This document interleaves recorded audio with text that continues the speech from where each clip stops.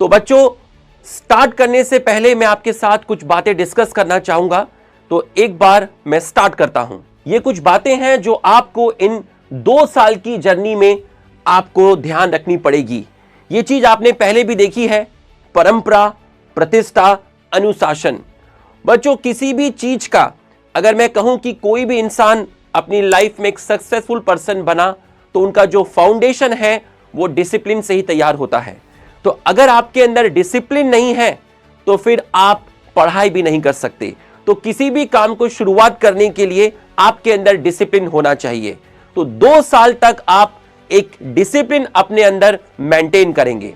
कुछ सवाल हैं मैं आपके लिए लेकर आया हूं और उनके जवाब भी मैं आपके लिए लेकर आया हूं।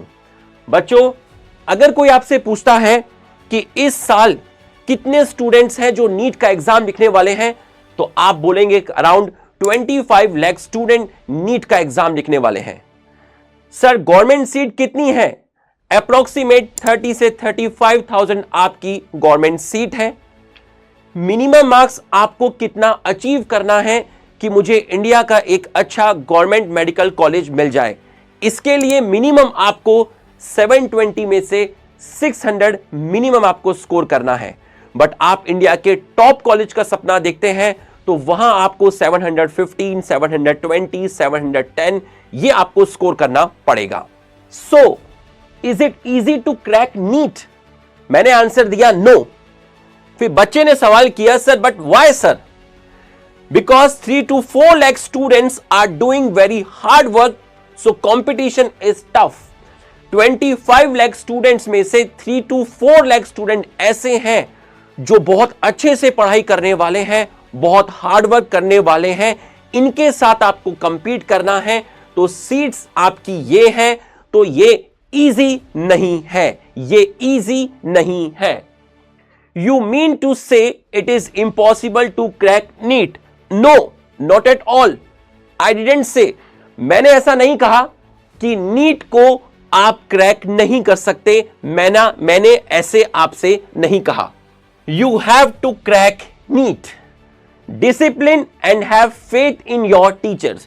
पहली चीज, किसी भी चीज को शुरुआत करने के लिए आपके अंदर डिसिप्लिन होना चाहिए और आपके जो टीचर्स हैं जो आपको गाइड करेंगे उनमें आपका विश्वास होना चाहिए। Continuous study for 2 years। आपको 2 साल तक कॉन्टिन्यूअस स्टडी करनी है। Most of the time in study room. आपका जो टाइम है वो बुक्स में निकलना चाहिए, किताबों में निकलना चाहिए, स्टडी रूम में निकलना चाहिए आपका मैक्सिमम टाइम।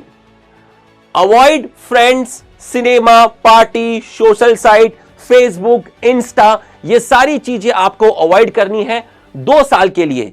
लेकिन आप मंथ में 1 बार या 2 बार अपने पेरेंट्स के साथ एक आउटिंग प्लान कर सकते हैं जो आपके मूड को थोड़ा सा बूस्ट करेगा ताकि आप पढ़ाई में और अच्छी तरीके से मेहनत कर सकें। Don't spend time on motivational videos and reels. ज्यादा यूट्यूब पर अपना टाइम स्पेंड नहीं करना है, बहुत ज्यादा मोटिवेशनल वीडियोस नहीं देखनी है और अननेसेसरी रील आपको नहीं देखनी है। You must have proper road map और time table to proceed your journey. Direction is more important than hard work. आपके पास एक प्रॉपर टाइम टेबल होना चाहिए, आपके पास एक प्रॉपर रोड मैप होना चाहिए जिसको आप फॉलो करोगे 2 साल के लिए ताकि आपकी जर्नी बहुत स्मूथ हो। वो मैं आपको प्रॉपर गाइड करता रहूंगा। आपको किस तरीके से चीजें पढ़नी है, किस तरीके से चीजें रिवाइज करनी है, ये सब मैं आपको गाइड करता रहूंगा। ये आप मुझ पे छोड़ दीजिए। Revision most important. हम पढ़ते तो हैं सर, बट 1 या 2 महीने के बाद जो चीज हमने पुरानी पढ़ी है वो हम भूल जाते हैं क्योंकि हम फ्रीक्वेंटली चीजों को रिवाइज नहीं करते। और अगर फ्रीक्वेंटली चीजों को रिवाइज करेंगे तो सर जो करंट क्लास में पढ़ाया जा रहा है वो हम कब पढ़ेंगे? तो मैं आपको प्रॉपर रिवीजन प्लानर भी दूंगा जो आपको हेल्प करेगा उन टॉपिक्स को रिवाइज करने में जो टॉपिक्स आपने कुछ वीक या कुछ मंथ पहले पढ़े हैं, बट आप उस रिवीजन प्लानर को फॉलो करिएगा। Always remember direction is more important than hard work. ये चीज भी आप ध्यान रखिएगा। Spend 1 hour for physical activity, games, yoga, exercise. ठीक, आपकी मेंटल हेल्थ आपकी फैमिली के लिए बहुत इंपॉर्टेंट है। आपके लिए भी बहुत ज्यादा इंपॉर्टेंट है बच्चों। आपकी फैमिली के लिए आपका कैरियर बहुत इंपॉर्टेंट है, बट उस कैरियर से भी ज्यादा इंपॉर्टेंट आपकी मेंटल हेल्थ है। तो आप इस चीज का भी बिल्कुल ध्यान रखिएगा, ठीक है। अगर आप पूरे दिन में 1 घंटा खेलते हैं, कोई स्पोर्ट्स खेलते हैं, कोई एक्सरसाइज करते हैं, तो कहीं ना कहीं ये आपको रिफ्रेश करेगा और आप बहुत अच्छी तरीके से पढ़ाई कर पाएंगे। स्टडी, सबसे पहले नया एनसीईआरटी आपके पास होना चाहिए, यह चीज आप ध्यान रखेंगे। दूसरी चीज, पूरे 2 साल तक आप कोई भी क्लास और कोई भी टेस्ट स्किप नहीं करेंगे, ठीक है। यह मंत्र है सिलेक्शन का।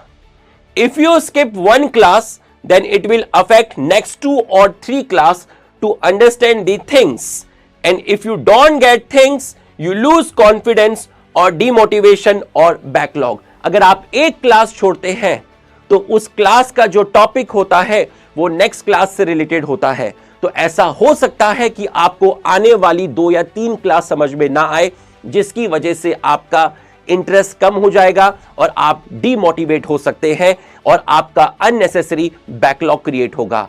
कभी भी टेस्ट स्किप नहीं करना बेटा, और कभी भी क्लास स्किप नहीं करना।